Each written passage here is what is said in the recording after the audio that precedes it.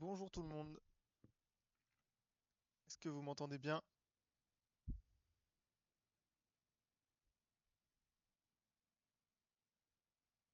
Ouais, ok, impeccable. Salut tout le monde. Ça faisait un petit bout de temps que j'avais pas fait de live. Aujourd'hui, pendant à peu près 1 heure, on va faire une petite séance de debugging, de débogage. On va étudier différents programmes. Ah, peut-être un peu bas le micro. Je vais voir si je peux le monter un peu. Peut-être mieux comme ça. Tac. On va étudier différents programmes en différents langages et on va essayer ensemble de voir un peu comment débugger ces programmes. On va voir qu'il y a différents types de bugs et pour que vous puissiez ensuite bien vous comporter face à des programmes, vous allez voir. Est-ce que c'est nécessaire directement de faire appel à Internet ou à une IA générative? Est-ce que c'est vraiment utile directement selon le type de bug? Donc on va voir ça. On va faire on va avoir des bugs dans 3 langages différents principalement, donc C, Python, JavaScript. Ok, alors si jamais vous avez fait ni de Python ni de JavaScript, c'est pas grave. Vous allez voir, c'est des programmes qui sont assez simples à comprendre et principalement on restera, les plus gros programmes seront en C. Voilà, donc on va voir donc 4 bugs en tout, plus un petit bonus assez marrant, vous allez voir, assez subtil. Mais concrètement, on commence par une petite introduction rapide. Je sais pas dans le chat exactement, vous êtes où dans l'avancement du cursus, vous en êtes où, ou bien s'il y a d'autres personnes qui sont en dehors d'Alberton. En tout cas, les bugs, vous allez y faire face toute votre vie, pendant toute votre carrière dans la tech. Ça peut être des bugs que vous avez provoqués, des bugs provoqués par un autre collègue qui travaille sur un code sur lequel vous travaillez aussi. Ça peut être aussi un bug généré par une IA générative. Donc il faut apprendre à les débugger, il faut apprendre à la marche à suivre, on va dire, quand on fait face à ce genre de bug. Donc, déjà, qu'est-ce qu'est le debugging? C'est identifier, comprendre et corriger le bug. D'accord? D'abord, on va essayer d'identifier, de voir où il est, d'essayer de le reproduire. Après, on va comprendre. Donc, comprendre, ça passe par lire les messages d'erreur, lire un peu les avertissements éventuellement de l'éditeur. Enfin, il y a plein de moyens d'essayer de comprendre le bug. Et puis enfin, évidemment, le corriger parce que laisser un bug, voilà. Ceux qui disent c'est pas un bug, c'est une feature, pourquoi pas, mais en général, vaut mieux le corriger. Donc, un bug, déjà, ça peut prendre plusieurs formes. Je pense que vous, en tant que développeur, junior ou même plus, vous avez remarqué qu'il y avait plusieurs bugs. Il y a des erreurs qui font planter votre programme. Donc là, carrément, il compile pas. Ou alors, dès le démarrage, il plante avec un message qui, à première vue, peut effrayer. On a aussi des bugs où le résultat il est incorrect. Bon, bah là, dans ce cas, on va essayer de voir pourquoi il est incorrect. Et on a parfois des comportements aussi inattendus. On se dit, mais pourquoi ça fait ça? C'est pas ce que je voulais, je comprends pas pourquoi ça me fait ça. Bah là, il y en a ces différents types de bugs. On va essayer d'en voir différents, nous, aujourd'hui.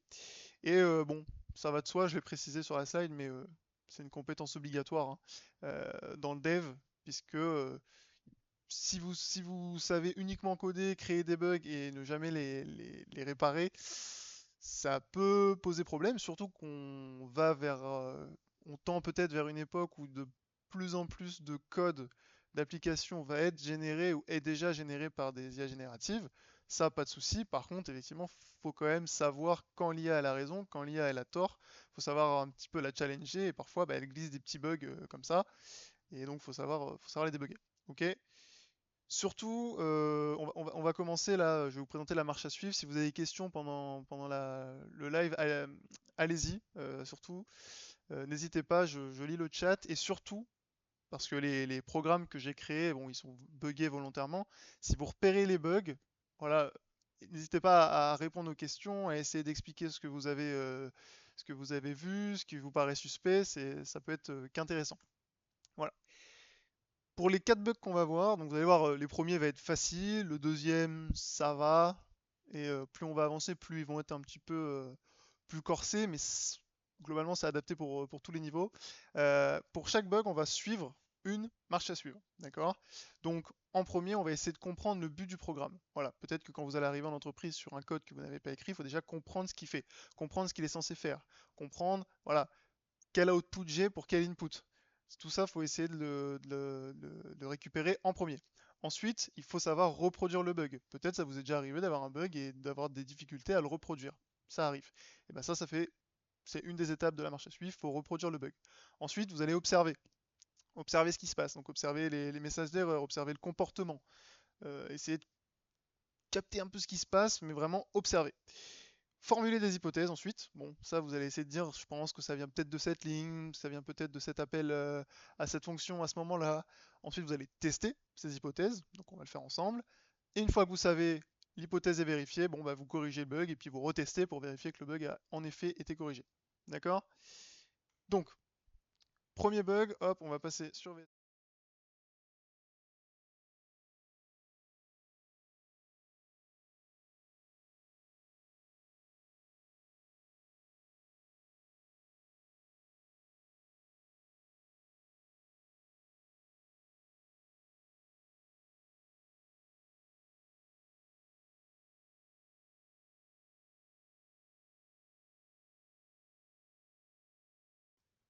hop, normalement c'est bon, c'est revenu.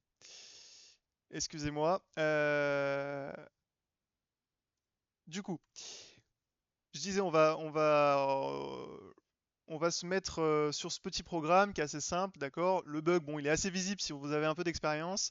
Pour l'instant, gardez-le pour vous. On va essayer de suivre la marche à suivre, d'accord? On va d'abord comprendre ce que fait ce programme. Bon, là, ça va. On remarque qu'il n'y a pas de commentaires à éviter hein, dans ce genre de programme. Toujours mettre des commentaires quand vous codez. Essayez de respecter les normes, et si vous êtes en entreprise, respectez les normes de l'entreprise. Mais là, on voit, voilà, c'est une fonction average. Average, ça veut dire moyenne en français. Bon, on se doute que c'est une fonction qui fait la moyenne. La moyenne de quoi? Mais ici, on a une liste de valeurs, d'accord? Bon, si vous n'avez pas fait de Python, ça ne devrait pas être trop compliqué, hein. Là, ici, on a une liste, bon, de 4 entiers. On fait la moyenne des entiers qui sont dans cette liste, et le résultat retourné par average, on le met dans résultat, d'accord? Et après, on affiche le résultat. Bon, ok, pas de souci. Donc, on a compris c'était quoi le but, donc on peut rajouter un petit commentaire. Voilà, calcule la moyenne des valeurs d'une liste. Voilà, de numbers, par exemple. Et on va regarder ce qui se passe. Donc, on exécute ça. Hop. Donc, c'est bug 1. On regarde. Ok. Là, on a une erreur. On a une erreur. Donc, à première vue, en plus, quand on n'a jamais fait de Python, on se dit, oh là là, c'est quoi ça? Bon, si on a déjà fait du C avec les erreurs de compilation, les erreurs sont pas forcément plus belles à première vue, donc ça va, ça devrait pas vous faire trop peur. Donc là, l'étape, c'est on observe. On observe ce qui se passe. Voilà, on lit, on regarde dans quel fichier ça s'est passé. Donc, ligne 13. Ok, il était sur la ligne 13, sur cette ligne-là. Résulte égale average value. Donc, on sait que, a priori, le bug vient de là. Voilà, à cet endroit-là, il y a un bug, il y a un petit souci. Ok. Plus précisément, donc là en fait, qu'est-ce qui se passe? Je fais appel à la fonction average. Donc plus précisément, vous avez vu, on nous dit, c'est plutôt bien, on nous dit que c'est dans la ligne total plus égal number i. Donc c'est ici. Ok. Là, on a l'endroit exact où ça plante. La question c'est d'où ça peut venir. Alors là, on va aussi lire le message d'erreur. Pourquoi j'insiste sur ce genre de choses qui peut paraître banal? Souvent, certains développeurs ou en tout cas des apprenants ont tendance à aller très très vite, tout de suite ils copient-collent soit l'erreur dans une IA générative, soit sur Google. C'est bien, ok, pourquoi pas, mais là c'est quand même l'erreur, elle est quand même indiquée. On a juste à la lire, le message il est tout le temps hop situé ici. Index error, list index out of range. Alors pour ceux qui n'ont jamais fait de Python, en gros les messages d'erreur ils sont tout le temps structurés de la même manière. On a toujours index error, donc c'est le type d'erreur, et ensuite l'erreur précise, donc le message de l'erreur, la list index out of range. Bon, là on se doute du coup qu'à un moment, on a essayé d'accéder à un index de notre liste où on n'aurait pas dû accéder. D'accord? On ne pouvait pas, donc pour ça, je pense que beaucoup ont déjà repéré le bug, hein, mais c'est pour s'échauffer. Pour ça, on va regarder un peu ce qui se passe. Donc déjà, on a une liste de 4 valeurs. 4 valeurs. Ça veut dire, et là je vous pose la question dans le chat, quel est l'index maximum auquel je peux accéder dans cette liste? Donc même si vous avez fait du C, normalement, vous devrez, voilà, 3, on est d'accord. 3, c'est le maximum, c'est l'index maximum. Et on va regarder ici, donc pour voir, on peut, c'est une technique qui peut marcher sur des petits programmes comme ça, on peut mettre print i, donc i en fait ça correspond à notre index. Bon, on va regarder où va i, jusqu'où va i, pardon. Hop, on regarde, et là voilà. Qu'est-ce qui s'est passé? Je montre le terminal pour être sûr que vous voyez tous bien. Là, on avait vu 0, 1, 2, 3, 4. Ok, ben voilà. Du coup, là, on a déjà une grosse hypothèse qui se vérifie. 4, on va jusqu'à 4, sauf qu'ici, bon, les index, c'est 0, 1, 2, 3, parce qu'on commence toujours à 0. Ok, donc problème, on va jusqu'à 4. Qu'est-ce qu'il va falloir faire du coup? Et ça, je vous écoute dans le chat, ça paraît assez simple. Je vous laisse quelques secondes pour écrire, mais on se doute que ça vient du coup de notre boucle. Voilà, enlever le plus 1, enlever le plus 1, on est d'accord. On enlève le plus 1, parce que ici, vous avez vu, for i in range len number, donc len number, c'est la taille en fait de notre liste, donc ici 4, ça veut dire for i in range 4, on part de 0 et on va jusqu'à 4 exclus, donc 0, 1, 2, 3. Hop. Alors, on va parler du try except, tiens, c'est intéressant, juste après. Donc là, on essaye, voilà. Là, on a corrigé, mais est-ce qu'on sait si ça marche? Non. Donc, on teste. Voilà. Ok. Bon, là, on a notre print qui a agi ici. On peut l'enlever parce qu'il n'était pas là de base. Très important, quand vous testez, quand vous débuguez avec des prints, on les enlève après, hein, parce que c'est cracra sinon. Hop. On regarde, average 25. Bon, 25, 10 plus 20 plus 30 plus 40 divisé par 4. On est bien sur 25 puisque ça fait 100. On est bon. Voilà, donc là on a débugué notre premier programme, vous avez vu, c'est allé assez rapidement. Alors évidemment avec l'expérience, peut-être même là vous l'aviez directement, hein. Avec l'expérience, avec cette méthode-là, vous allez aller encore plus vite. Et du coup les bugs ils vont être débugués très rapidement. Et ça c'est le genre de bug, ça peut arriver à tout le monde, hein. Euh, on a Solaris qui nous dit on peut faire un bloc try except exception as error print error pour avoir plus d'infos dans certains cas. Oui, totalement. Bon, là on avait assez d'infos, mais effectivement en Python, d'ailleurs en JavaScript aussi on a le try catch. En Python on peut tout mettre dans un bloc. Alors est-ce que c'est conseillé tout le temps? À voir, ça dépend des situations. On peut faire try, donc try ça veut dire clairement essaye, tu essayes de me faire ça là, de ce bout de code, et except, on va exactement mettre ce que tu as mis Solaris, tiens, pour voir. Except, exception, donc as, là vous lui donnez un petit nom à votre erreur, R, deux fois on met E, bon, chacun fait ce qu'il veut, et après vous pouvez afficher l'erreur. Voilà, on regarde, on va remettre notre bug. Voilà, list index out of range. Bon là effectivement on n'a plus le gros traceback de la mort. C'est. Hop, d'ailleurs, ça. On a juste le list index out of range. Ok. Bon, ça c'est comme vous voulez. Je pense que vous pouvez peut-être juste. Non, message, c'est pas dans ce langage-là. Tac.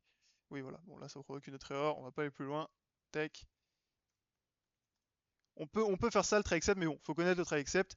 Là, en l'occurrence, on avait assez d'informations. Donc voilà. Ça nous suffisait, mais on peut très bien utiliser ça. Ça va continuer d'exécuter les codes, d'afficher des variables. Oui, tout à fait. Try except, c'est ça, c'est qu'en fait, là, on a eu un bug qui a fait crash le programme. Le try except, effectivement, il va permettre de faire un comportement après avoir rencontré le bug. Donc, soit vous faites un raise error, par exemple, soit vous continuez. Ça, c'est comme vous voulez, ça dépend vraiment de ce qu'on vous demande, le but de votre programme. Mais oui, dans le principe, on peut continuer. Après, attention, des fois, si ça lève une erreur, il faut s'assurer qu'il faut bien continuer après. Mais dans le principe, tout à fait. Ok, est-ce que c'est bon pour ce petit programme? C'était vraiment l'échauffement, la mise en bouche. Est-ce qu'on est bon? Est-ce que ça vous paraît clair? Est-ce que ça vous dites c'est compliqué? Ça devrait, ça devrait aller normalement.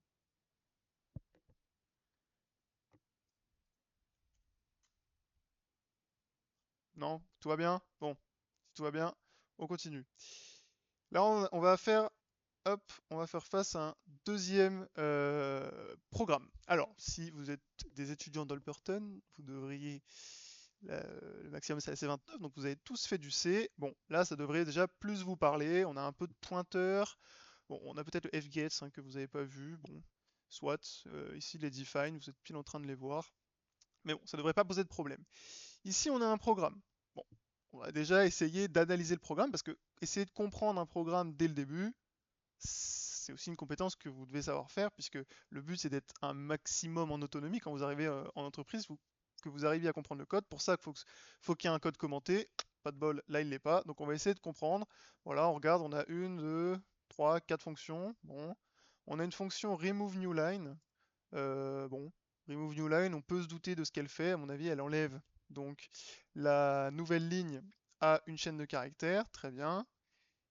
IsValidPassword, alors en général les fonctions qui commencent par is quelque chose, c'est pour vérifier quelque chose, donc elles vont retourner en général true, false, ou là en l'occurrence c'est un entier, donc 1 ou 0. Donc là on regarde si l'input est égal à ce qui est attendu, on retourne 1, donc il y a une valeur qui peut être considérée comme une valeur vraie, hein, truthy, falsy, et, ou sinon, bah, du coup si c'est pas égal, on retourne 0, qui est considéré comme une valeur fausse. Print password info, bon là on c'est des petits printf, bon on affiche l'input, on affiche la longueur de l'input, ok bon génial. Et la fonction main, pour rappel fonction main, point d'entrée de votre programme, la première fonction qui va être appelée quand vous allez compiler puis exécuter. Ok, bon. Là, qu'est-ce qu'il y a concrètement? Alors, vous vous doutez bien que c'est pas un vrai système de vérification de mot de passe, hein. Les mots de passe sont jamais stockés en dur comme ça dans le code, là c'est juste pour la démonstration, ça va de soi. Donc on déclare un tableau de caractères, donc en fait notre chaîne de caractères ici, debug 1, 2, 3. Expected password, on se doute que du coup c'est le mot de passe qui va être attendu par l'utilisateur. User input, donc là une array avec un max password length qui est de 100, donc là ça veut dire que l'utilisateur va pouvoir taper quelque chose sur son clavier, donc une chaîne de caractères de maximum 100 caractères, bon ok. On va afficher enter password, bon ok.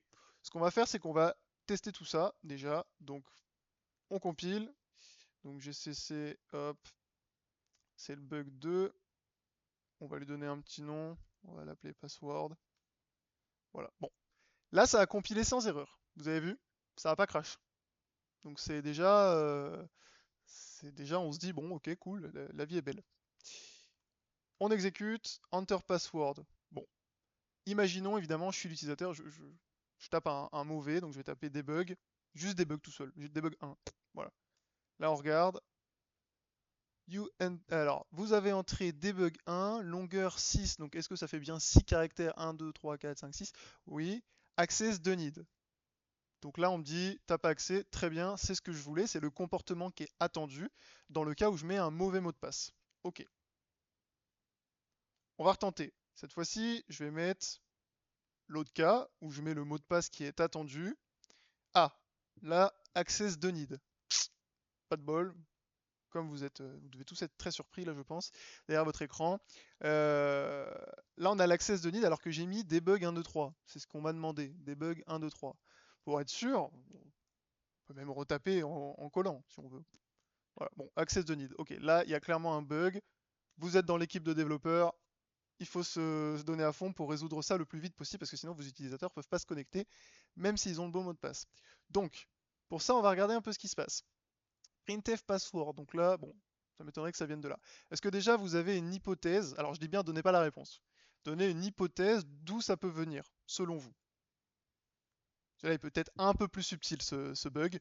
C'est pour ça que ça peut être intéressant. Est-ce que vous avez peut-être le numéro de ligne ou la fonction, un peu, à tout hasard?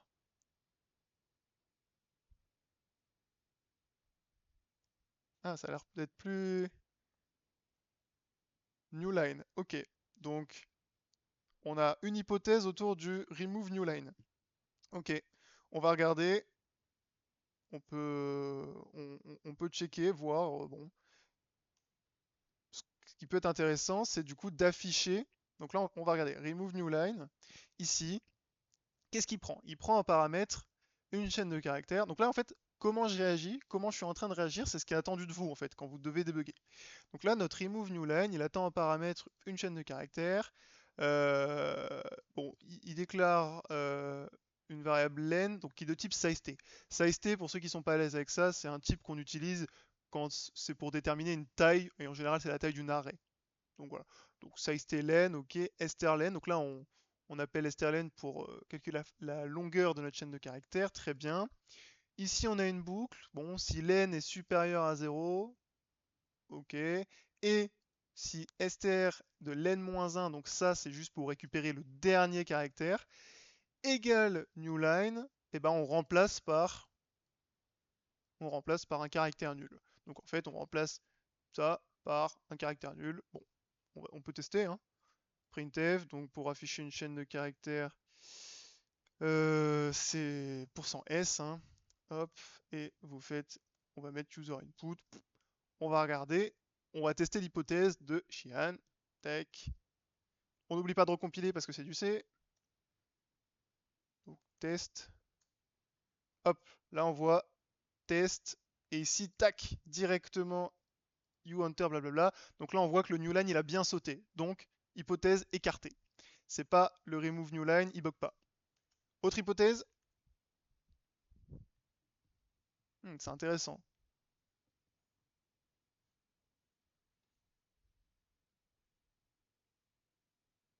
Est-ce que vous avez une autre hypothèse d'où ça peut venir? Pourquoi on dit que c'est access de need alors que j'ai mis le bon mot de passe? Allez, je suis sûr qu'il y en a qui peuvent qu'on des idées. Is valid, ok. Is valid, ça peut être intéressant parce que de toute façon, print password info, effectivement, on peut d'ores et déjà l'écarter parce que ce qu'il fait, c'est juste des prints. Bon, il modifie, on regarde hein, rapidement, mais il modifie rien. Bon, ça devrait pas être lui. Donc, ok, on l'écarte pour le moment. On pourra revenir éventuellement dessus si c'est pas réglé. Le is valid password, user input, expected password. Donc, on va aller voir cette fonction. Elle prend en paramètre un input, donc ça c'est ce que je lui tape, hein, c'est au final ce que j'aurais tapé, et expected c'est ce qui est attendu, dans notre cas c'est notre debug 1, 2, 3. Je fais if input égale expected return 1, return 0. Il y a un problème qui... Enfin, ça vous semble bugger ça? Parce qu'en soi, enfin, je compare input avec expected. On va voir les amateurs de C. C'est l'inverse, non? Donc input égale expected, enfin, expected égale input. On peut tester, hein? Il faut tester. Bon, je vous mets un petit spoiler, c'est pas ça, mais hop. On fait debug 1, 2, 3. Ah, ok. Ok, donc ça veut dire que selon toi, ici je return 0 et ici je return 1. On va tester. Hop, c'est intéressant. Debug 1, 2, 3. Access granted. Est-ce que là pour vous c'est bon, c'est débugué? Est-ce qu'on est bon pour celui-là?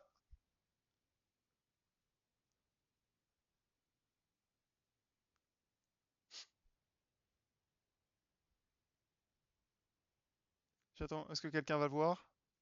Est-ce que quelqu'un va voir si le dernier point de notre marche à suivre qui est testé a été validé? Non, oui, peut-être. On va retester. On continue. Donc là, ok, notre bug, chez Anne, on l'a résolu. On va essayer avec un faux mot de passe. Exactement, c'est tout à fait ça. Blablabla. Ça y est, je pète un câble. Ah, access granted. Bingo, super. Là, je mets n'importe quoi et on me donne l'accès. Là, on risque d'avoir des problèmes côté de la direction si on commence à autoriser tous les mots de passe. Il risque d'y avoir un petit problème de sécurité dans notre système. Donc non, c'était pas ça. C'était pas, mais bien tenté, c'était une hypothèse à tester. Mais effectivement, si l'input est égal à l'expected, on retourne 1. 1 qui est considéré comme une valeur vraie et 0 comme une valeur fausse. Donc là, n'oubliez pas, la fonction s'appelle isValidPassword. Donc est-ce que le password est valide? Bah, si input et expected sont égales, oui. Sinon, non. Allez, remémorez-vous pardon, les pointeurs. Qu'est-ce que vous avez appris des pointeurs? Donc is invalide égal à 0, grande dit. Non. En fait, ça se passe, je vous dis, ça se passe dans la condition. Il faut pas inverser comme ça, hein. Je vous le dis. C'est les pointeurs. Est-ce qu'il y en a qui se souviennent des pointeurs ou qui ont bien capté les pointeurs? Sinon, de toute façon, On va le voir ensemble.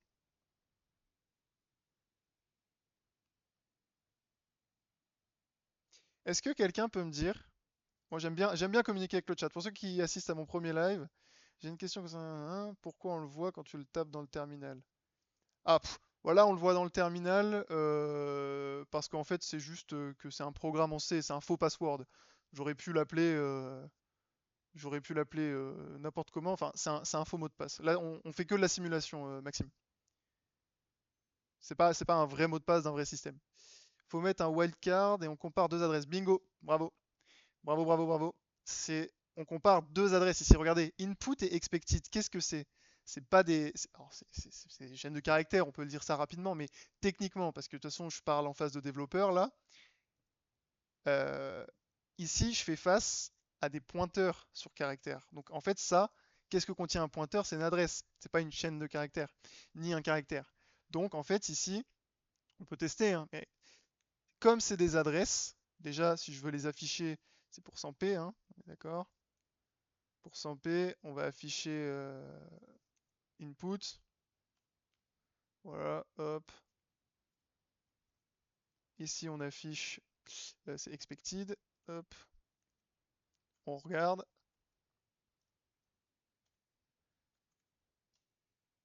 Enter test. Hop.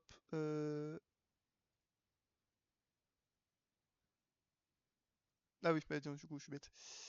Tech, faut pas le mettre dans le if, pardon. Hop, puisque c'est pas la même. Tech.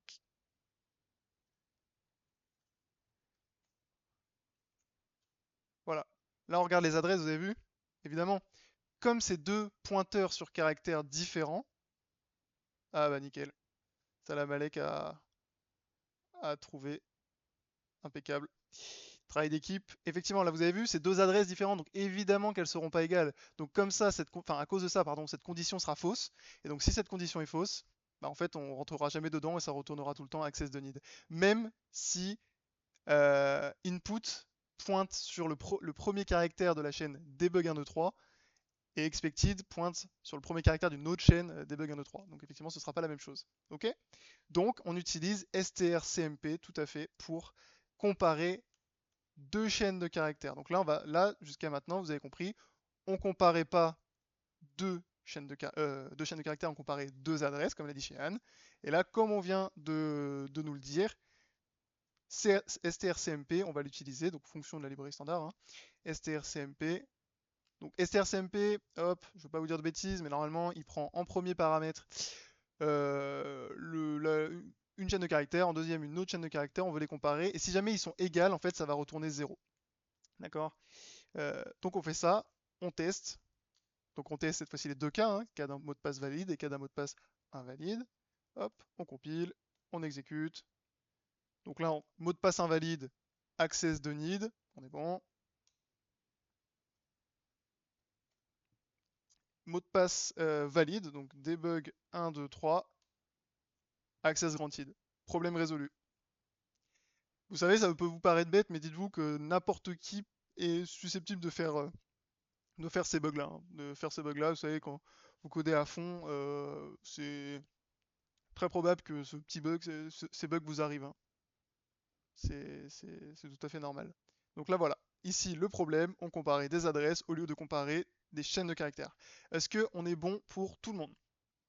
Vous avez vu, on récapitule, on a fait face à un programme qui ne crachait pas, qui compilait, qui s'exécutait, bien comme il fallait, mais qui au final avait un comportement qui n'était pas celui attendu. Donc là, l'erreur, c'était ça, enfin c'était ça le bug. Et après, on a fait des hypothèses, on a testé. On a fait une hypothèse qui s'avérait ne pas être bonne, on l'a testé. On en a fait une autre qui s'avérait être bonne, c'était bon. On est bon, on passe à la suivante? Dites-moi tout. Ouais, ok, top. Et ben, l'exemple suivant, on va faire un peu de JavaScript. Voilà, le JavaScript, c'est trop cool. Bon, même si maintenant on utilise beaucoup de TypeScript.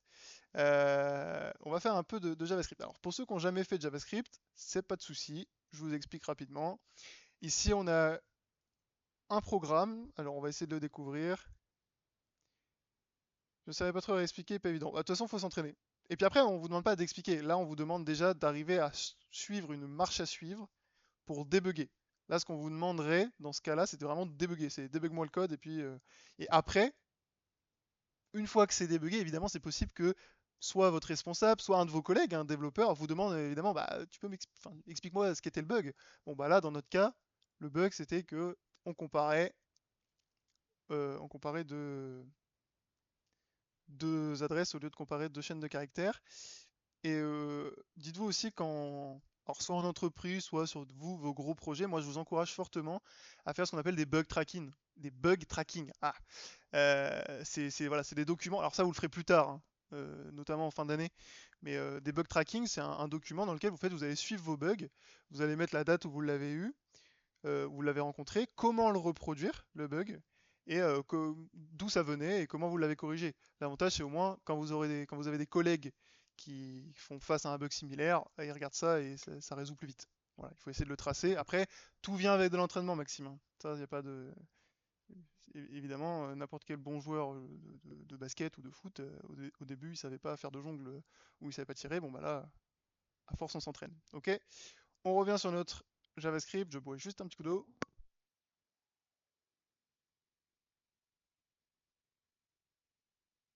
Hop. Donc, on revient sur notre programme JavaScript. On a ici get active user sorted by age. Bon, là, le nom, il est vachement explicite quand même. On va essayer de récupérer tous les utilisateurs actifs et on va les trier par âge. Super. Bon, ça peut servir dans plein de cas, hein, plus que ce que vous pensez. Et concrètement, on a une liste d'utilisateurs ici. Bon, en JavaScript, c'est comme en Python, on reconnaît une liste ici au crochet. Et chaque élément, vous avez vu, c'est un utilisateur. En fait, c'est un objet qui va contenir ici différents attributs, un name, un âge et un active. Vous avez vu, ici, on a 5 utilisateurs, Alice, Bob, Charlie, Diana, Eve, d'accord. Leur âge, il y en a un qui a 32, 19, 27, 41, 27. Bon, super. Et ensuite, active, est-ce qu'ils sont actifs? Alors ça peut être un exemple pour est-ce qu'ils sont actifs sur un intranet, sur un logiciel. Pourquoi on dit objet pour les structures? Eh bien parce que ça, c'est un objet. Euh, c'est un objet, les structures, c'est pour le C. Voilà, tout simplement. Et en Python, on entend dictionnaire. Ça, il y a un peu de tout. Euh, il y a un peu de tout, mais là, c'est le vocabulaire pour JavaScript. Euh, ça peut servir, cet exemple, il peut servir très clairement sur, par exemple, est-ce qu'on veut récupérer tous nos utilisateurs actifs pour, je sais pas, leur envoyer un mail, par exemple, pour leur annoncer une nouveauté sur le logiciel. Bon, évidemment, on va pas l'envoyer aux utilisateurs inactifs. Bon, bah voilà. Ça peut être un exemple bateau de pourquoi une petite fonction comme ça pourrait nous servir. Ici, qu'est-ce qu'on fait? On fait users, on return users, donc user c'est notre liste d'utilisateurs. Là, j'explique rapidement pour ceux qui n'ont pas fait de JavaScript, hein. On va la filtrer avec des conditions, on les verra juste après. Une fois qu'on l'a filtrée, on va la trier et ensuite map ça c'est juste pour euh, afficher seulement les noms des utilisateurs. Voilà. On veut pas afficher autre chose, on affiche juste les noms. Cette ligne là, voilà, c'est pas très important. Filter, donc filter, ça on suppose que ça va garder seulement, on regarde un peu le code, hein, garde seulement les users actifs. Ok. Et là ensuite, triparage. Ok. Tac. Bon, on a ça, très bien. Et bien maintenant, qu'est-ce qu'il faut? Et ben on teste. On teste, on essaie de reproduire le bug. Voilà, il y a un de vos collègues qui a dit qu'il y avait un bug sur cette fonction. Et ben on y va. Là, c'est du JavaScript. Du JavaScript, petit point, quand je veux l'exécuter en dehors du navigateur, on utilise Node, qui est un environnement d'exécution JavaScript. D'accord.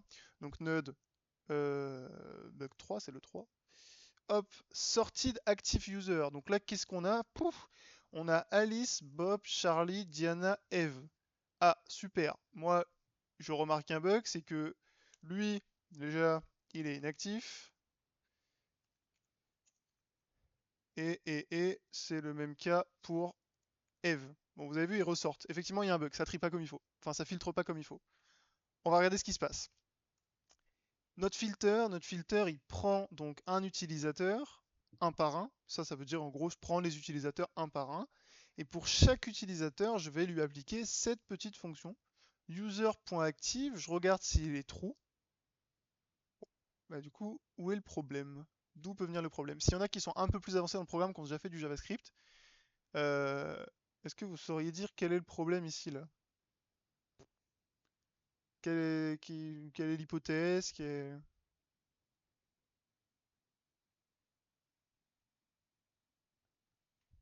Après, je sais pas s'il y en a beaucoup qui ont fait du JavaScript parmi vous dans le chat. C'est dans la fonction. Alors ouais, en fait, c'est dans le filter. Ici, il y a un souci. Ce qu'on peut faire quand on a envie un peu de faire les choses un par un, ici, vous avez vu, je vais tout commenter. Je vais tout commenter. On va voir ce que sort juste le filter tout seul. Hop. Alors, sortie d'Active User, ça me l'affiche parce que j'ai mis un console.log ici. Console.log, c'est comme un print, hein, d'accord? Voilà.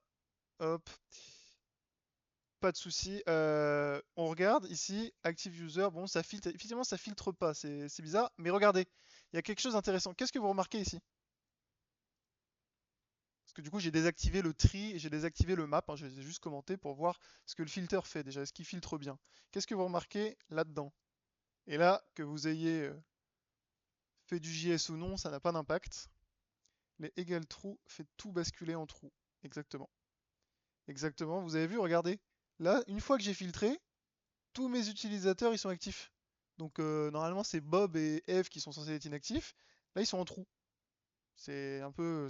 Là, c'est un joli bug. Égal, égal, voilà. Exactement, exactement, exactement, c'est bien. Parfait. Donc, ici, on a un problème exactement. Et un seul égal, c'est... Je vais pas vous le demander dans le chat parce que ça va être long, mais un seul égal, c'est pour faire une affectation. Deux signes égal, c'est pour faire une comparaison. D'accord? Du coup, là, en fait, je fais une affectation, je dis, bon, bah, user active, tu le mets à true. C'est pas est-ce qu'il est à true, c'est tu me le mets à true. Et du coup, ça va retourner true.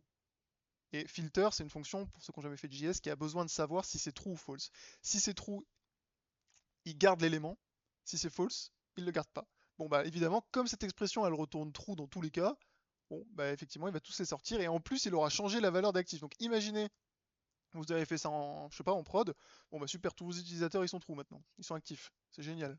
Donc, attention, bug. Donc là, vous l'avez dit, deux signes égales. On va réexécuter ça, voir si on est bon. Ah, là c'est bon. Là, je compare bien. Je compare bien, je garde uniquement si c'est true. Donc effectivement, on a Bob et Eve qui sont partis. On a bien que les utilisateurs qui sont actifs. Ok. On remet le sort, on remet le map. On regarde ce qui se passe. Sorted active users. Voilà. Donc Alice, Charlie, Diana. Alors on regarde, on avait dit nous sorted. On avait dit on veut trier par âge. Alice, elle a quel âge? Elle a 25 ans. Non, 32 ans. C'est Charlie, il en a 27. Et Diana, elle en a 41. C'est pas du tout trié. Du coup, ce qu'il faut faire, c'est... On peut essayer éventuellement, hop, on désactive le filtre ici. Du coup, ça va tous nous sortir, mais on fait ça. Et hop. Et à la limite, for each name, console.logname. Ici, on va voir ce qui se passe. On va même afficher... On va afficher l'âge. Non, on va carrément afficher tout l'utilisateur. Voilà. Voilà. On affiche tous les utilisateurs, vous avez vu. Donc là, j'ai désactivé le filtre, hein, donc c'est normal que tout le monde revienne, on est d'accord. Map, on l'a enlevé. Donc là, on fait juste le tri. Regardez, 32, 19, 27, 41, 40, 27. Bon, il n'y a pas besoin. C'est trié en ordre alphabétique. Oui, bah, on peut tester. Hein, si Alice, elle s'appelle Zalis avec un Z. C'est pas trié en ordre alphabétique puisque Zalis apparaît bien. Donc c'est pas trié en ordre alphabétique. En fait, comment fonctionne sort, ça je vais vous aider un petit peu, et après on repasse sur du C, c'est promis. Comment fonctionne sort? Il a besoin, la fonction en fait, elle sort, elle renvoie un nombre négatif si A, il doit venir avant B, donc en fait, il va comparer à chaque fois deux nombres, A et B, hein. Euh, il renvoie un nombre négatif si A, il doit venir avant B, il renvoie 0 si les deux, ils sont égaux, et un nombre positif si A, il doit venir après B. Donc, le problème, c'est que là, on ne renvoie pas un nombre. Qu'est-ce qu'on renvoie? En fait, ici, on compare deux nombres. On compare un âge avec un âge. Le problème, c'est qu'ici, comme on fait une comparaison, on renvoie pas un nombre. On renvoie soit true, soit false. D'accord? Nous, ce qu'on veut, c'est soit un nombre négatif, pour rappel, si A, je vais le mettre ici, trié par âge, donc nombre négatif si A vient euh, avant B, 0 si égalité, nombre positif si A vient après B. Voilà, c'est comme ça en gros que fonctionne, sauf qu'ici on renvoie soit true, soit false. C'est un problème, donc qu'est-ce qu'il faudrait faire ici? Ça c'est une bonne question, on va voir ce qu'on l'œil, on va pas tarder trop sur celui-là pour repasser à l'autre. Qu'est-ce qu'on pourrait faire pour renvoyer soit un nombre négatif, soit un positif? Âge, c'est-à-dire? Non. Non, parce que si on met ces signes-là, chez Anne, on va toujours comparer. Donc ça renverra toujours un true ou un false. Nous, ce qu'on veut, c'est soit un nombre négatif, soit un nombre positif, soit un signe égal. Ça, c'est vraiment le genre de cas que vous allez pouvoir rencontrer quand vous serez sur du JavaScript, sur des projets un peu plus gros en JavaScript. Euh, avec sort, c'est la petite subtilité de sort. Ici, en fait, on va faire une soustraction. Ouais, bah, bah voilà, nickel. Ouais, on a les plus anciens ici, je reconnais, qui agissent. Effectivement. Ici, c'est une soustraction. C'est la petite subtilité. Subtilité, si vous n'avez fait que du C, c'est normal. Si vous avez déjà fait du JavaScript, vous savez, du coup, il faut faire A moins B. Voilà. Donc, par exemple, si on compare Alice et Bob, Alice, elle a 32 ans. Bob, il en a 19. 32 moins 19, ça va donner un nombre positif. Donc, ça veut dire que A vient après B. Donc, Alice viendra après Bob. Vous avez vu? Par contre, si on compare, je sais pas, bah, Bob et Charlie, Bob, imaginons, c'est le A, Charlie, c'est le B. Bon, on compare 19 et 27. 19 moins 27, ça donne un nombre négatif. Donc, si A, du coup, enfin, si on a un nombre négatif, c'est-à-dire que A, donc notre Bob, vient avant B. Ben oui, 19 viendra bien avant 27. Donc, c'est bien A moins B. On teste. On a Bob. Bob, c'est le plus jeune avec 19 ans. Et Diana, la plus âgée avec 41 ans. Voilà. Donc là, on a réussi à trier. Ok. On rajoute ça. On rajoute ça. Tac. Tac. Charlie, Alice, Diana. Charlie, il est actif, oui. Alice, elle est active, oui. Diana, elle est active, oui. Et Charlie, c'est le plus jeune de tous les actifs, 27 ans. Vient après Alice, puis Diana, on est bon. Est-ce que c'est clair, même pour ceux qui n'ont pas fait de JavaScript? J'essaye d'y aller en douceur avec ce sujet, notamment du sort. Mais c'était pour que ça s'adresse vraiment à tous. Est-ce que c'est bon? Est-ce que vous êtes prêts à passer au dernier? Ouais, ok, impeccable. Bon, pour le dernier, on va revenir, vous allez voir, sur un petit système d'authentification, ouais, d'authentification, tout simple, un faux système évidemment, avec différents bugs, vous allez voir.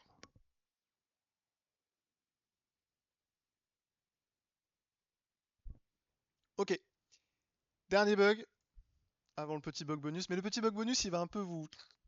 Donc, on en reparlera après, mais ce sera vraiment du bonus, vous pourrez commencer à déconnecter un peu votre cerveau.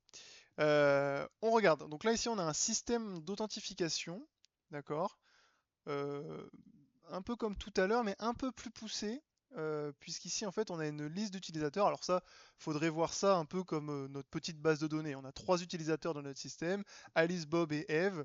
Ici on a leur mot de passe. Vous vous doutez bien que dans un contexte de production, les mots de passe ne sont absolument pas visibles, même pour les développeurs, hein, tout est haché dans des bases de données bien propres. Mais là pour notre exemple, ça nous suffit. Et ensuite, ici, 1, 0, 1, c'est pour nous dire, on peut regarder ici la magnifique structure. Voilà, Shian, ta structure est ici. Ce 1, 0 ou 1, il correspond à ce qu'il est actif. Voilà. Donc ici, on a un utilisateur, on a des utilisateurs, ici, un nom, un mot de passe. Est-ce qu'ils sont actifs ou non? Ok. On a deux tableaux de caractères, d'accord, avec une petite constante ici, mais ça, c'est pas le plus important. Qu'est-ce qu'on fait? On va essayer de demander le nom d'utilisateur. A priori, ici, on va demander le mot de passe. Ici, a priori, il semblerait qu'on aille chercher l'utilisateur qui correspond au username, a priori. On va voir ce qui se passe. Euh, Si jamais l'utilisateur il est pas actif, comment on sait que c'est pas actif? Parce que ici il y a le petit point d'exclamation. Euh, donc on affichera account is inactive. Bon, ok, très bien. Si jamais il est actif, on vérifie que les mots de passe y matchent. Si c'est le cas, login successful, sinon invalide password. Ok, super. Qu'est-ce qu'on va faire du coup? Première étape, rappelez-moi, j'ai la mémoire très courte. Vous le savez normalement. Vous commencez à être habitué. Voilà, exécution. Oui, chef. Donc, on essaye. gcc bug 4.c. On va le rappeler password, l'exécutable. Hop. Euh, tech. C'était bug 4.c. Oui, c'est tiré O peut-être, c'est mieux. Tech. Voilà. Ok, ça compile. Pas de bug à la compilation. Pas de bug à la compilation. Ok, et ben c'est parti. Password. Ça me demande le mot de passe. Ok, donc là on est là dans le programme. Fget, vous l'avez pas vu, c'est juste pour demander quelque chose à l'utilisateur, d'accord? Le mot de passe, ok, bon bah imaginons moi je suis Bob, d'accord? Bon bah Bob, je suis Bob. Je suis Bob, mon mot de passe c'est ça. On regarde. Account is inactive. Bon, account is inactive. A priori, ça marche bien. Take. Ok. Password. Cette fois-ci, je vais faire un compte qui n'existe pas. Ouf. Cette erreur, en général, je sais que les étudiants l'adorent. Certains se la font tatouer un peu partout. C'est quoi une segfault? Je sais que vous en avez eu. Peut-être que certains ont déjà résolu des segfaults sans jamais réellement comprendre pourquoi. Là, on va le voir ensemble. C'est quoi une segfault? En quelques mots, hein.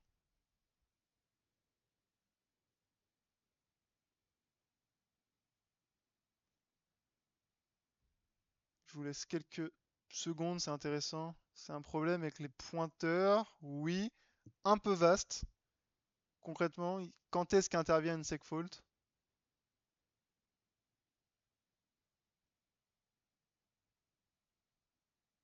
Quand on sort de l'arrêt, oui. Là, c'est plus, en gros, de manière générale, une segfault, elle intervient quand vous essayez d'accéder un peu à une zone de la mémoire euh, interdite, hein. C'est-à-dire que vous ne devriez pas essayer d'accéder ici. Donc, paf, segfault, c'est terminé. Ok? Donc là, on a une segfault. En général, ça fait très peur les segfaults quand on a fait un beau programme, on a mis du cœur à l'ouvrage et bam, on se prend une segfault, on se dit, ça va être compliqué. Pas tant que ça. On va essayer d'être, voilà, calme, détendu. On va essayer de voir ce qui se passe. Donc, dans ce cas-là, on va faire un peu de printf debugging. Je sais pas, peut-être c'est un vrai terme, le printf debugging. En tout cas, on va utiliser des printf. Peut-être que certains vont me dire, oui, il existe des débuggers pour débugger. C'est vrai. Est-ce que pour un petit programme comme ça, c'est utile d'utiliser un débugger? Je sais pas. Mais sur des programmes bien plus gros, on peut utiliser des débuggers comme GDB. Euh, mais nous, on va pas l'utiliser ici. On va mettre un peu de printf comme vous. Là, je me mets un peu en condition étudiant quand vous êtes sur vos projets. Donc, on regarde ce qui se passe. Déjà, il faut savoir à quel moment la segfault, elle intervient. D'accord? Pour ça, moi, je vais vous donner une de mes petites techniques. Il faut une condition si user, on dit que si user n'existe pas. Ouais. Alors, comment on va trouver ça? On regarde. Déjà, est-ce que, on va simuler les hypothèses. Ce qui peut être intéressant, c'est des fois de mettre des petits printf comme ça. Par exemple, vous pouvez l'appeler debug, comme ça. Euh, username, ok. Voilà. Par exemple, étape, step, voilà, step username, ok. C'est-à-dire que si ça s'affiche, ça veut dire que la segfault, elle intervient après. On va voir. Voilà, hop, vous avez vu debug. Ah, j'ai oublié une new line. Bon, il s'affiche. Ça veut dire que la segfault, elle intervient après. Donc, on peut essayer de le mettre après le password. Donc, hop, password. On regarde, on compile, on exécute. Debug, step username, ok. Hop, debug, step password, ok. Ok. Donc là, vous avez vu, la segfault, elle intervient après. Donc on sait que déjà, ça vient pas de là-haut. Super. On regarde, du coup, on va essayer de débugger. Bon, même si Shehan a déjà une bonne hypothèse, on va essayer de se mettre ici. Step, on va l'appeler find user, ok. Hop, test, hop, test. Step, find user, ok. Ah, a priori, on va jusqu'à ici, ici ça passe. On va essayer de le mettre en dessous le if, disons, pour voir. Là, on pourrait l'appeler find. Ici, on check si utilisateur actif, donc check user active. Voilà. Hop, on exécute, on lance, test, test. Ah, voilà. Bon, là, vous l'avez tous vu. Ici, le step check user active, ok, il apparaît pas. C'est très probablement que ça vient d'ici, ce bloc ici. Et effectivement, qu'est-ce qui se passe? On va voir fan user. On va aller voir find user parce que a priori cette ligne-là, là, elle plaît pas. Et ça veut dire que j'essaye d'accéder à un endroit où j'ai pas accès.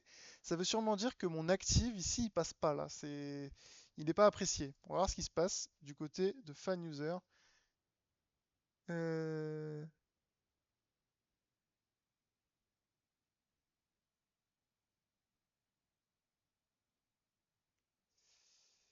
Euh, donc on regarde fan user. Qu'est-ce que vous remarquez tout de suite dans fan user? Enfin, tout de suite. Nous, rappelez-vous, dans quel cas ça a pété? Dans quel cas j'ai eu ma segfault? Si vous vous rappelez bien, j'ai eu ma segfault dans un moment précis, quand l'user n'existe pas, exactement. Parce que tout à l'heure, j'ai fait avec Bob, ça a marché. Là, j'ai testé avec test, là, il n'existe pas test, il n'est pas ici. Donc effectivement, l'user, il n'est pas connu. Du coup, dans ce cas-là, voilà ce qui se passe. Donc ça, je le mets. euh, donc ça, c'est quand l'utilisateur n'existe pas, ou n'est pas trouvé en tout cas. Du coup, j'ai retourné nul. Ça veut dire qui vaut nul? User ou active?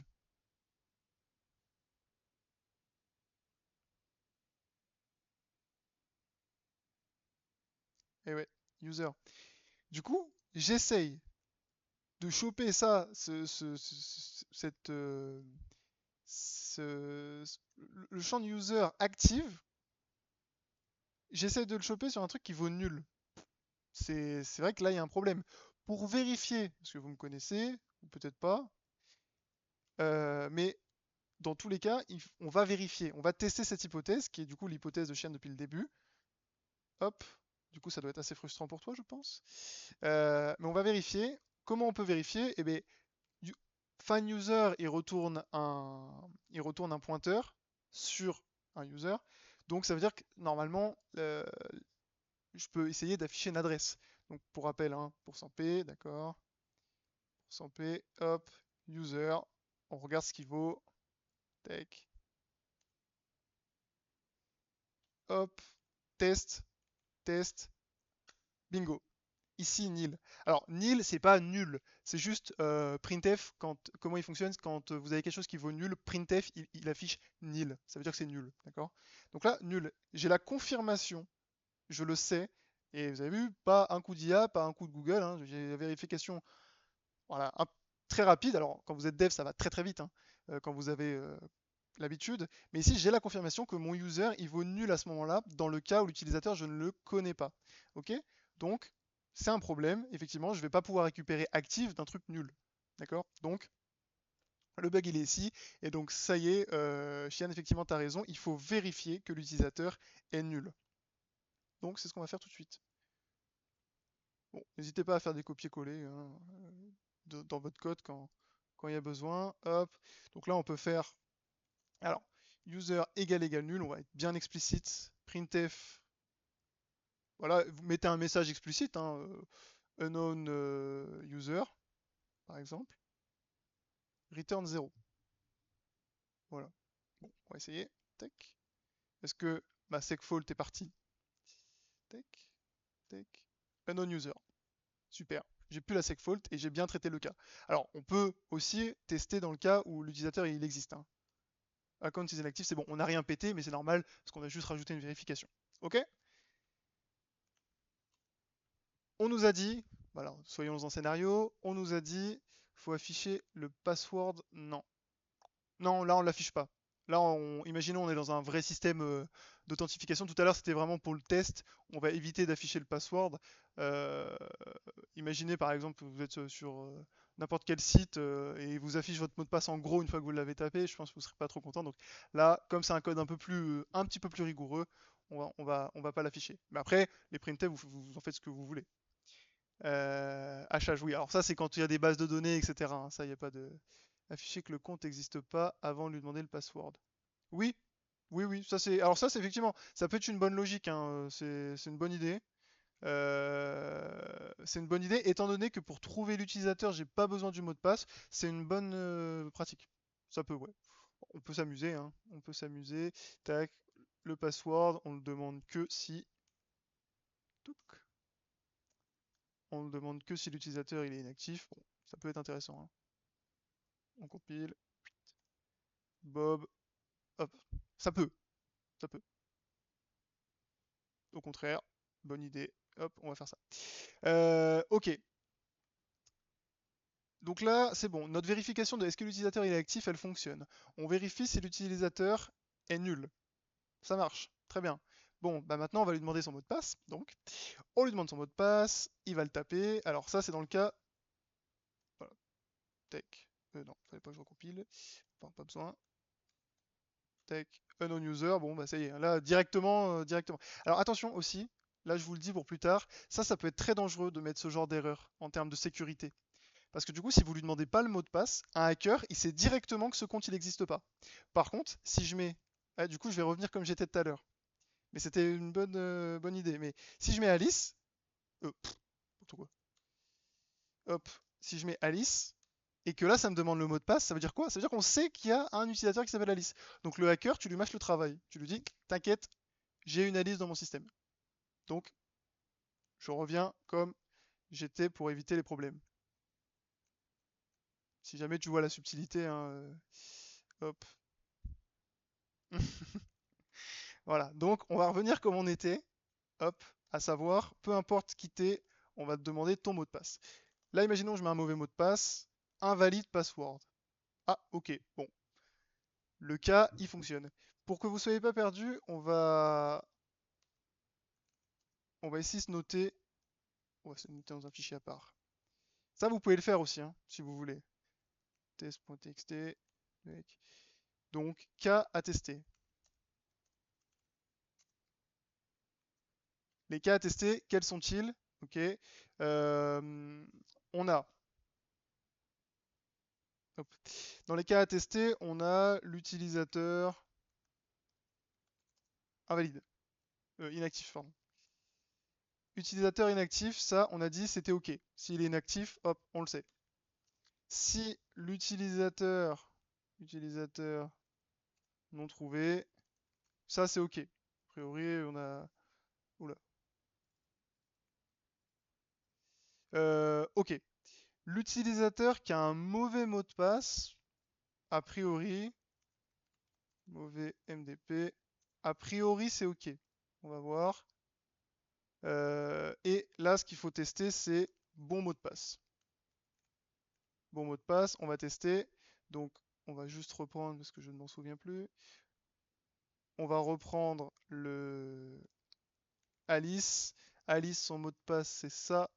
Hop, Python 1, 2, 3. On exécute. Invalide password. Ah, bon. Alors, bingo. Tac.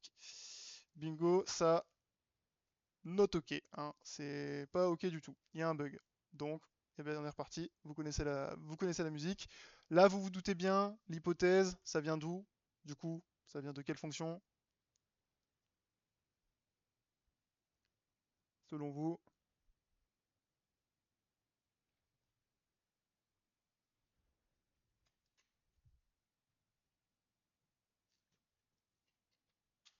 Ouais, alors check mot de passe, ici c'est password matches. C'est notre fonction qui vérifie que les passwords match. Bon, on se doute bien que ça doit être là-dedans, à mon avis. Hein. Donc, on va voir ce qui se passe. Password matches, c'est cette fonction-là. Donc, elle prend un input et expected password. Là, on va pas repasser dessus, c'est le même bug que tout à l'heure. Je compare des adresses et non des strings. Donc, on va appliquer ce qu'on a vu tout à l'heure. strcmp, voilà, bon, toc, tac, égal 0. Ok, on fait ça. On reteste. Donc, Alice, Python 1, 2, 3. Invalide password. Zut, il y a encore un bug. Qu'est-ce qu'on peut faire pour essayer de débugger ça?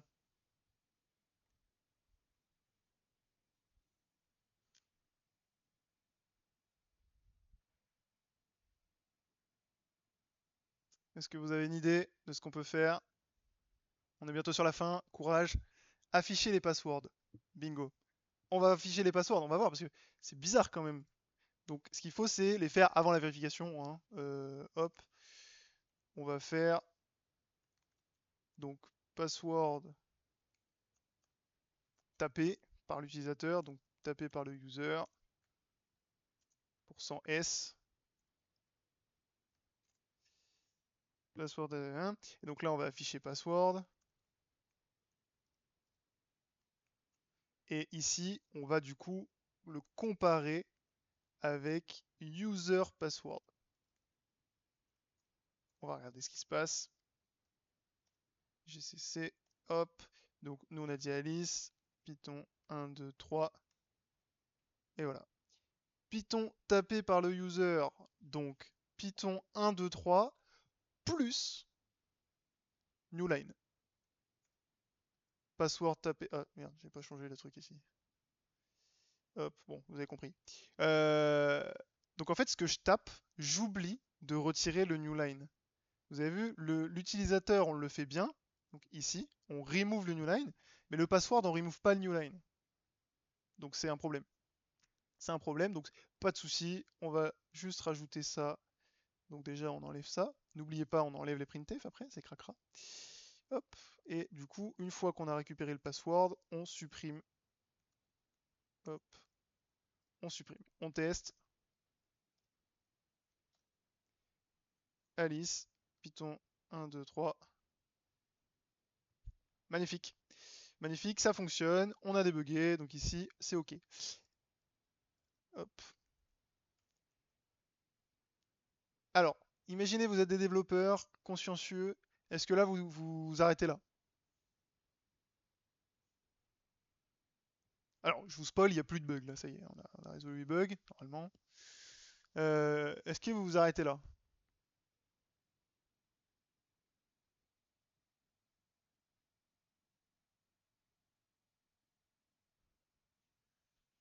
On fait un report et on commente. Bon, le report, on peut. Les commentaires, effectivement, ouais, c'est des bonnes pratiques, donc ça, je l'accorde. Mais surtout, donc là, pour ceux qui sont que sur le C encore, vous n'avez pas encore fait les unit tests, mais en fait, on reteste tout. Là, retester tout à la main, ça va parce que c'est rapide. Quand il y a des gros codes, il y a plus de trucs à tester. C'est pour ça qu'on va utiliser des tests automatisés, des unit tests, des tests unitaires. Il faut tout retester parce que qui dit que lorsqu'on a réparé celui-là, on n'a pas recassé un autre. Voilà. Donc, on va retester nos petits scénarios. Bon, là, on les teste manuellement, mais dites-vous qu'en entreprise, voilà, on, on fait ça avec des tests automatisés. Donc, euh, utilisateur inactif. Bon, Bob, il est inactif. Blablabla. Account is inactive. Celui-là, il est toujours OK. Nickel. Le cas d'un utilisateur non trouvé. Unknown user. On est bon. Mauvais mot de passe. Donc Alice, hop là, là, là. Invalide password et bon mot de passe. Python 1, 2, 3, login successful. Ok, là, on est sûr qu'on a résolu le bug. Les bugs. Ok. Est-ce que c'est bon pour tout le monde avant de passer au dernier? C'est un bonus le dernier, c'est vraiment du plus. Vous allez voir, ça permet de montrer que l'informatique est marrant quand même des fois. Et qu'un ordinateur, bah malgré tout, ça reste qu'une machine. Vous allez voir. Voilà, juste confirmation que tout est bon. Yes. Nickel. Hop, hop. Je prépare le petit bug, le petit dernier bug. Il est marrant. Hop.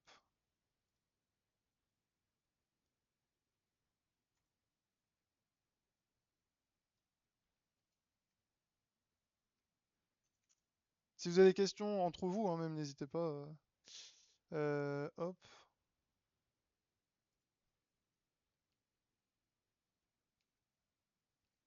C'est le dernier, après promis, je vous laisse, vous êtes tranquille. Hop.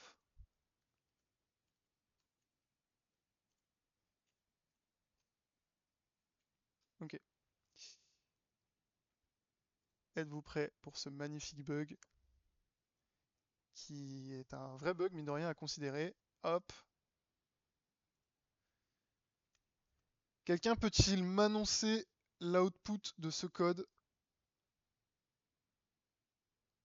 avant que je l'exécute? Et si possible, sans que vous l'exécutiez de votre côté, ça va de soi.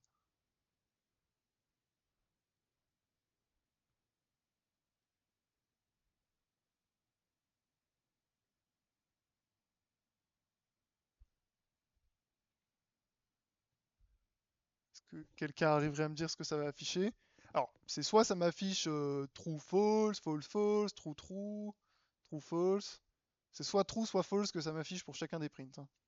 True, false. Ok, ok, ok.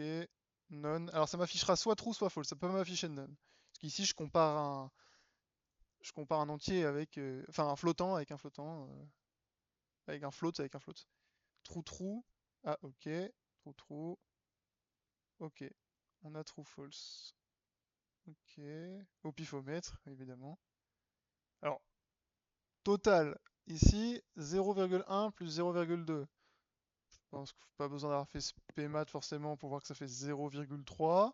Ici, je dis total égal 0,3. Donc c'est vrai que bon, ça devrait être true, a priori.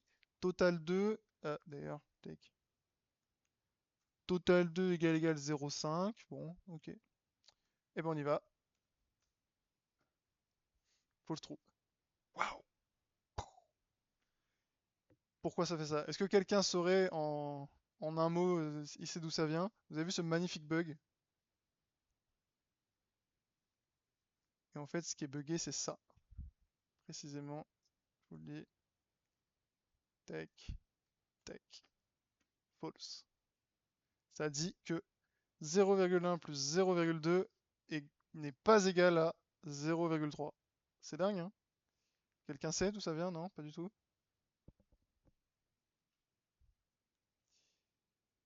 Bon, après, je peux vous le dire, parce que c'est normal. Euh, Les ordinateurs, ils stockent les floats en binaire. Ok? Vous devriez normalement à peu près connaître le binaire, ok? Avec des 1 et des 0. Et on a un petit problème. Déjà, on va voir ce que vaut clairement total. Parce que c'est bien beau de dire ça, mais on va voir ce qu'affiche total. Tac, tac. Voilà ce que vaut total. Il vaut 0,30001,4. Donc en fait, ça fait pas 3. Ça fait pas 0,3 pour l'ordinateur. Sauf que bah, vous êtes d'accord, en mathématiques, 0,1 plus 0,2, ça fait 0,3. Ici, en fait, euh, les flottants, comment vous expliquer ça?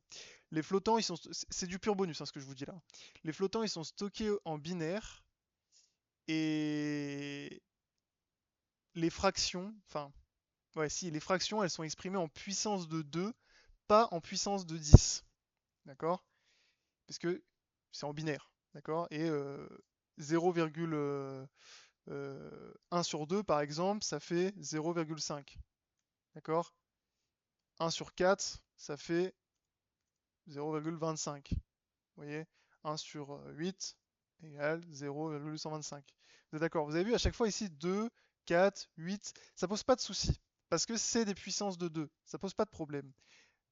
Le problème, c'est que 0,1, 0,1, c'est plutôt 1 dixième. C'est 0,1 donc. 10, c'est pas une puissance de 2. On peut pas faire 2 fois 2, enfin 2 exposants quelque chose, ça donne pas 10. Donc ici, on a un vrai problème, qui est un problème d'ailleurs qu'on peut rencontrer dans le monde de la finance, enfin dans des applications qui utilisent des flottants, notamment des montants financiers, des montants en euros, ou en ce que vous voulez, n'importe quelle monnaie. Et le problème, c'est que ça peut créer des problèmes. Ça peut créer des problèmes si jamais vous achetez, je sais pas, vous achetez un truc à 10 centimes, vous achetez un truc à 20 centimes, et ça vous dit, ça arrondit au-dessus, imaginons, ça vous dit, bah, on vous a débité 31 centimes. Super, merci, merci ma banque. Vous avez vu, c'est un vrai problème ici. Donc en fait, en binaire, 0,1, on est sur un truc à peu près comme ça, à l'infini. À l'infini, pour 0,2, on est sur un truc comme ça à l'infini. Et du coup, quand on additionne les deux, ça fait un truc comme ça à l'infini. C'est pour ça que, hop, 4. Vous avez vu, on retrouve ici notre 0,314. Donc ici, il y a un vrai problème, hein, qui se pose. Donc pour, euh, pour corriger ça, vous pouvez soit tolérer, appliquer une espèce de tolérance, vous pouvez utiliser la fonction décimale. C'est ce qui est utilisé des fois, c'est ce qui peut être utilisé. En gros, vous faites, hop, on va virer ça. Je vous montre. Alors, malheureusement, il n'y a pas de moyen magique. Ça, c'est un vrai problème, c'est un vrai bug. Vous ne pouvez pas le résoudre si facilement que ça. On peut importer, hop, euh, je réfléchis. Bon, on va dire qu'on peut le tolérer. Hop, mince, tac. On va essayer de le tolérer. C'est-à-dire, mais là, de tout cas, ça vous fait des codes. If absolute, donc la valeur absolue de quelque chose, c'est on enlève le signe moins s'il y a un signe moins devant, d'accord? Donc total,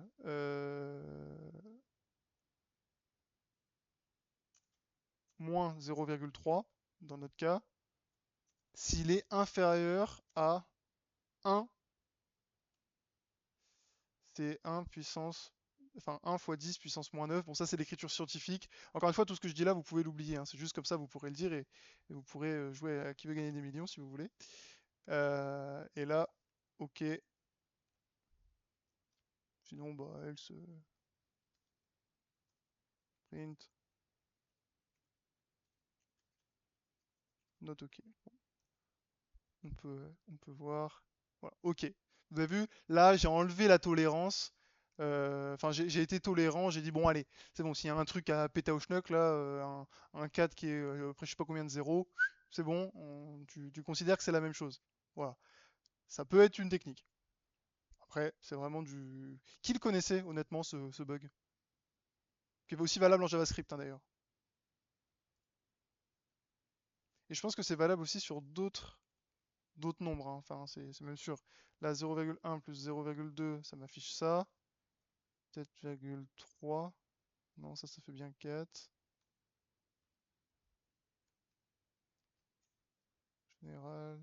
Non, là ça va. Hop, là ça le fait aussi. Ça fait pas 0,8, ça fait un tout petit peu en dessous. Donc voilà, faut faire attention avec les nombres flottants. C'est tout. C'était la petite morale de l'histoire. Tac, tac.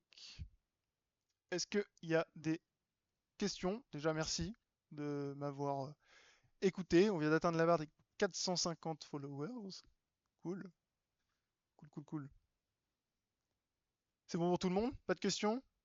Est-ce que vous pensez que vous allez appliquer ce que vous avez vu ou bien est-ce que d'ailleurs il y en a qui débuggaient comme ça? Ça m'intéresse aussi de le savoir. Parce que je sais pas forcément qui vous êtes, à quel stade aussi vous en êtes de la formation, ou même si vous faites si vous êtes développeur. Est-ce que vous débuguez comme ça, vous directement vous allez voir sur Stack Overflow ou directement même maintenant avec les IA? Ça va être cool pour le projet debug. Ouais, ça, ça pourra vous être utile, ouais, c'est clair. Non? On est bon? Ça veut dire que vous débuguiez déjà tous comme ça, je comprends. Je comprends. Ok, bah écoutez, si c'est bon pour vous, bah, j'espère que vous allez pouvoir appliquer ce que vous avez vu dans ce live. N'hésitez pas, si vous avez des questions, à les poser à vos SWI, à des collègues un peu plus avancés dans la formation. Vous pouvez m'envoyer un petit message sur Discord si vous voulez en parler. N'hésitez pas aussi parfois à demander, bah, je sais pas, par exemple, vous demandez à une IA de vous générer un code buggé, vous lui demandez de pas vous dire quel est le bug et vous essayez d'appliquer ce framework là, cette petite marche à suivre et ça peut être, c'est comme ça que vous progressez de toute manière. C'est toujours voilà, la pratique, là vous progresserez et surtout ça vous donnera une vraie plus-value sur le marché parce que si vous savez débugger assez facilement, vous allez faire gagner du temps à vos équipes. Ça, c'est vraiment, faut pas le mettre de côté ce côté debugging, hein. Moi, je suis sur le projet Malloc, donc j'ai pris un peu d'avance pour le debug. Ok, désolé pour moi, et j'essaie de comprendre, mais pas évident des fois. Ouais. Alors les IA, le problème, c'est que bon, évidemment, un bug, là, vous faites des bugs assez faciles. Des fois, il y a des bugs un peu plus subtils dans des bases de code beaucoup plus grosses. Ça, on peut essayer avec l'IA. Et aussi, ce qu'il faut faire attention avec l'IA, c'est que si le code, l'entreprise, elle veut pas que vous le donniez forcément à une IA, le problème, c'est que si vous voulez connaître le bug grâce à l'IA, vous allez lui envoyer peut-être un gros morceau de code ou je sais pas comment vous le faites. Ça peut être risqué des fois. Ça peut être risqué.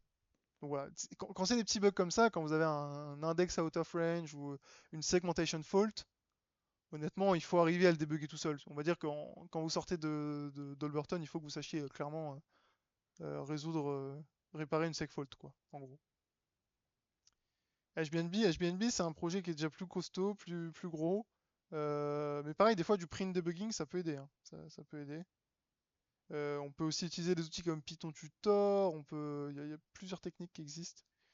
Une IA locale, oui, une IA locale, ça peut vous aider. Attention, parce que n'oubliez pas que euh, des fois, l'IA locale, c'est elle qui provoque le bug. Faites attention. Ça dépend quel modèle vous utilisez, mais les IA sont, pas encore en tout cas, infaillibles. Vous non plus, vous ne l'êtes pas, mais en tout cas, le vrai développeur, celui en 2026, il est capable de savoir quand l'IA est faux et quand l'IA a bon. Évidemment, elle a bon très souvent. Mais parfois, ça arrive que c'est pas réellement ce que vous demandiez, ou alors qu'il y a un cas qui ne fonctionne pas et que l'IA n'y a pas forcément pensé. Parce qu'il y a aussi une différence entre ce que vous dites à l'IA et les réelles spécifications que l'entreprise vous a demandé. Des IA locales, Maxime, c'est juste une IA qui est sur ton PC. Le modèle, il est sur ton PC et c'est pas relié à Internet, mais c'est lourd. Ça dépend quel modèle, hein, mais en général, si le modèle il est assez lourd, c'est qu'il est directement sur le PC, quoi. Bref, sur ces belles paroles, je vous souhaite à toutes et à tous une bonne après-midi, une bonne fin d'après-midi. Reposez-vous bien, pratiquez beaucoup, c'est mes conseils. Débuguez, débuguez, débuguez. Avec ça, vous serez encore plus fort. Débuguez des programmes, même dans ce que je peux vous conseiller, dans des langages que vous ne connaissez pas forcément. Si vous n'avez pas encore fait de C, essayez de débugger du JavaScript, essayez de débugger du Python. Vous serez bien à l'aise. Ok?